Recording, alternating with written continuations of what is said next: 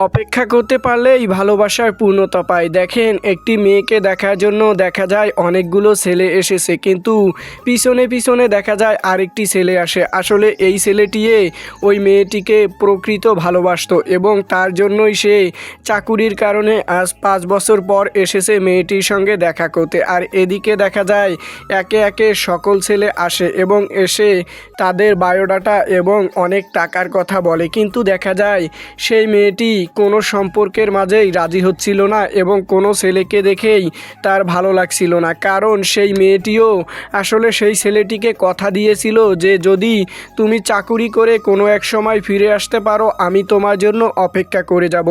এজন্যই তো বললাম, ভালোবাসা পূর্ণতা পায় অপেক্ষার মাধ্যমে। আপনি যদি আপনার প্রিয় মানুষের জন্য অপেক্ষা করতে পারেন, তাহলে অবশ্যই অবশ্যই আপনার সেই ভালোবাসাটা পূর্ণতা পাবে। দেখেন, শেষ ছেলেটিকেও এই মেয়েটি রিজেক্ট করে দেয়। তখন এই ছেলেটি একটু ভাবে যে আমি কি যাব, এখনও কি সে আমাকে পছন্দ করবে। তখনই দেখা যায় সেই ছেলেটির এন্ট্রি হয় বাড়ির ভিতরে এবং মেয়েটি যখনই ছেলেটিকে একবার দেখে আবারও সেই পুরনো দিনের কথা মনে পড়ে যায়। কারণ সেই মেয়েটি তো এই ছেলেটিকেই কথা দিয়েছিল তার জন্য সে অপেক্ষা করবে। তখনই তার ছোট ভাইও তাকে বলে, ভাইয়া আপনার জন্যই তো আপু এতটা দিন অপেক্ষা করেছিল, আপনি আপুকে নিয়ে ঘরে যান। তখনই দেখা যায় সেই ছেলেটি তার প্রিয় মানুষকে নিয়ে ঘরের ভিতরে যায় এবং তারা একান্ত কিছু সময় কাটায় এবং অতীতের কথাগুলো তারা মনে করে অনেকটা হাসে এবং ছেলেটি মেয়েটিকে একটি ফুলের তোড়া উপহার দেয়। তাই তো বলি, অপেক্ষা করতে পারলেই ভালোবাসার পূর্ণতা পাবে।